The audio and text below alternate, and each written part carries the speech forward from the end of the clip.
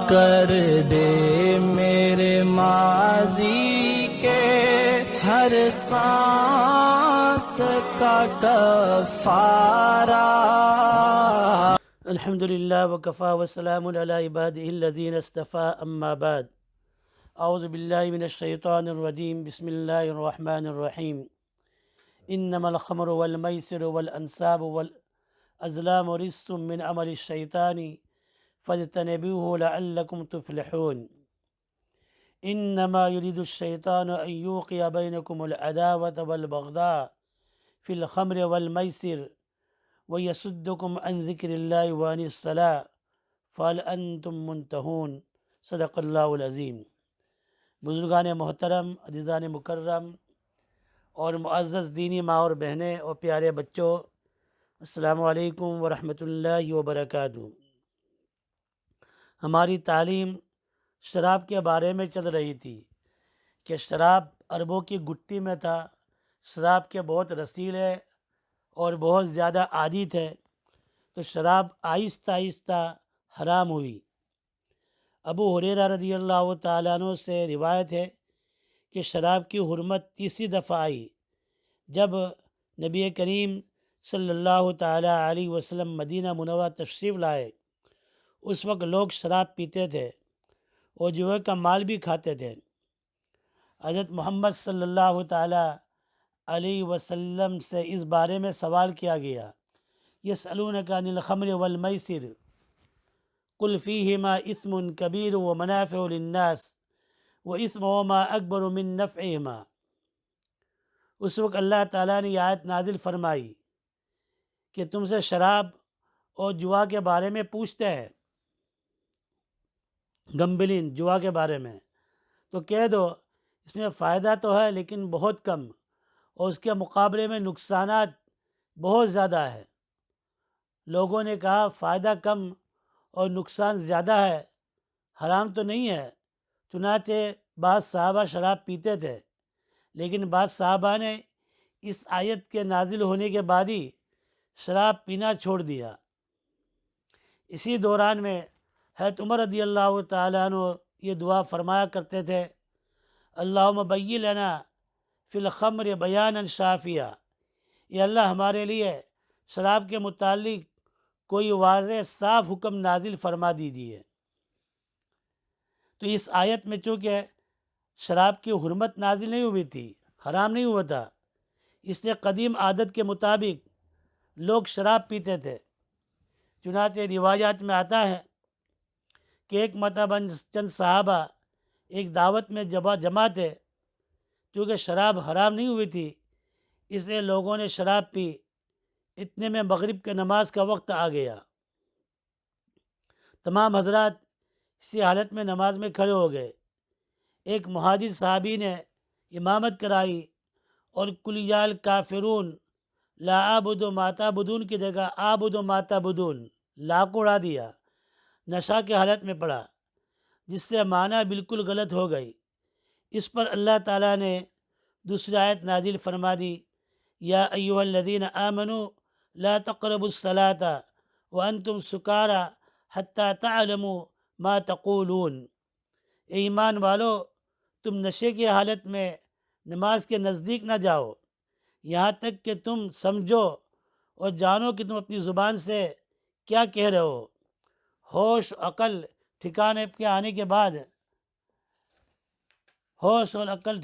کے بعد نماز پڑھو۔ اس مبارک آیت میں اس بات پر تنبیہ کی گئی کہ نشے کی حالت میں نماز نہ پڑھی جائے، مگر اس میں صرف نماز کے وقت شراب سے رکنے کا حکم تھا، مکمل حرمت نہیں آئی تھی۔ اس کے بعد حضرت عمر رضی اللہ تعالیٰ عنہ کی جو دعا تھی کہ اللہم بین لنا فی الخمر بیانا شافیہ، یہ اللہ تعالیٰ ہمارے شراب کے بارے میں واضح اور صاف حکم نازل فرما دیجیے۔ اس کے بعد ایک واقعہ پیش آیا جس کے راوی حضرت عبداللہ ابن عباس رضی اللہ تعالیٰ عنہما ہے کہ ایک مرتبہ انصار کے دو قبیلوں نے شراب پی اور شراب پی کر نشے میں مست ہو گئے، تو ایک دوسرے پر دست درازی شروع کر دی، ایک دوسرے کے اندر مار پیٹ کرنا شروع کر دی۔ جب ہوش میں نہیں تھے تو اس وقت ایسا کیا، لیکن جب ہوش آیا تو اس وقت انہوں نے نشہ اترنے کے بعد کسی کے چہرے پر زخم تھا، کسی کے داڑھی کسی کو نوچی گئی، کوئی کہتا تھا فلاں شخص نے مجھے زخمی کر دیا۔ اس کا نتیجہ یہ ہوا کہ ایک دوسرے کے دشمن ہو گئے، حالانکہ اس سے پہلے محبت تھی، دوستی تھی، تعلق تھا، مگر شراب کے نتیجے کے اندر یہ حالت ہو گئی کہ دلوں میں عداوت پیدا ہو گئی، بغض پیدا ہو گیا۔ ایک واقعہ تو مفسرین نے یہ لکھا ہے، اور دوسرا واقعہ لکھا ہے کہ ایک مرتبہ مجلس جمی ہوئی تھی، شراب نوشی ہو رہی تھی، اسی حالت میں ایک صحابی نے دوسرے صحابی کے قبیلے کی ہجو بیان کرنا شروع کر دی۔ ہجو یعنی اس کی برائی بیان کرنا شروع کر دی۔ دوسرے قبیلے والوں نے کو غصہ آیا تو دعوت میں جو اونٹ ذبح ہوا تھا، اس کا جبڑا جو وہاں پڑا ہوا تھا، نشے کی حالت میں ایک شخص نے جبڑا اٹھا کر دوسرے کو مار دیا، جس سے وہ شخص زخمی ہو گیا، خون جاری ہو گیا۔ اس کا نتیجے میں یہ ہوا کہ محبت عداوت میں بدل گئی۔ محبت کے ساتھ دعوت میں شریک ہوئے تھے، مگر شراب کی وجہ سے یہ حالت ہو گئی کہ اب محبت عداوت کے اندر بدل گئی۔ اللہ تعالیٰ نے اب شراب کے سلسلے میں تیسری آیت نازل فرمائی، جو قیامت تک کے لیے شراب کو اللہ تعالیٰ نے حرام قرار دیا۔ تیسری آیت وہی ہے جو میں نے پڑھی کہ یا ایھا الذین آمنوا انما الخمر والمیسر والانصاب والازلام رجس من عمل الشیطان فاجتنبوه لعلکم تفلحون۔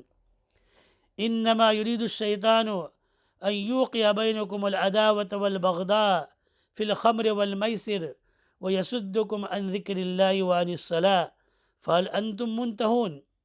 ایمان والو، بات یہ کہ شراب اور جوا اور بت وغیرہ اور قرآن کے تیر یہ سب گندی باتیں ہیں، شیطانی کام ہے، پس تم ان ناپاک اور شیطانی کاموں سے بچتے رہو تاکہ تم فلاح پاؤ۔